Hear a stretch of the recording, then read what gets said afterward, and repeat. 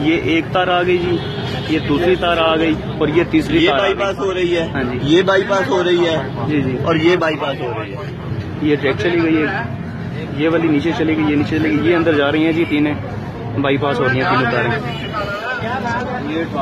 और ऑपरेशन से शाहिद नज़ीर साहब एक्सीएन, MNT से एक्सीएन सलीम साहब, और SC ऑपरेशन रईस अब्दुल अहद साहब, MNT से अमानुल खोखर साहब।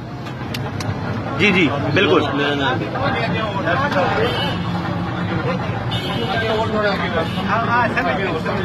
मेन केबल आ रही है, जोड़ ला के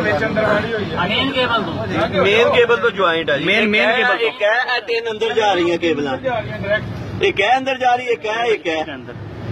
और ये ट्रांसफार्मर है जी, देखिए ट्रांसफार्मर से उन्होंने लगाई हुई है। इन्होंने ये एक शेड बनाया हुआ था, इस शेड के अंदर से ये लेके जा रहे हैं। और MNT से हमारे किशोर साहब भी मौजूद हैं। जिथों ये पैनल बोर्ड लगे हुए हैं। हाँ जी,